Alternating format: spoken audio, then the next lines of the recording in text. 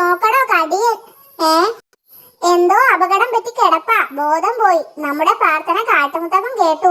ശരു, എനിക്കൊരു ഐഡിയ. കടിയനെ സോപ്പിടാൻ പറ്റിയ സമയമാ. മൂപ്പരെ നമുക്ക് സഹായിക്കാം. എന്തിനാ? ബോധം പോയവനെ സഹായിച്ചിട്ട് എന്ത് കിട്ടാനാ സൂത്ര?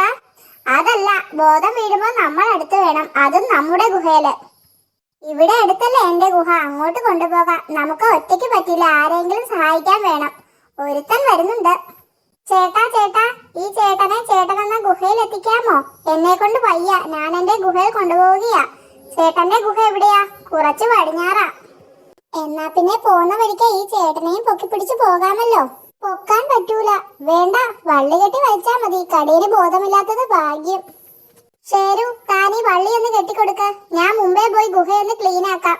വലിക്കുമ്പോ കടിയിൽ ഉണർന്നാലാ കുഴപ്പം. നേരം കുറയായല്ലോ, ഇവന്മാരെ കാണാനുമില്ല. ശരു, എന്തു പറ്റി? താനൊന്ന് വാ, ഒരു കൺഫ്യൂഷൻ. ആ പുലിക്ക് ഒറ്റയ്ക്ക് പറ്റുന്നില്ല. അന്നേരം ദാ വരുന്നു വേറൊരു പുലി. ഞാൻ അവനെയും സഹായത്തിന് വിളിച്ചു. മൂപ്പര് ഗുഹയിൽ പോകുന്ന വഴിയാ. പോണ വഴി കടിയനെയും വലിച്ചോണ്ട് പോകാൻ ഞാൻ പറഞ്ഞു. അതാ കുഴപ്പമായത്. എന്തു കുഴപ്പം? മൂപ്പരുടെ ഗുഹ പടിഞ്ഞാറല്ല, കിഴക്ക.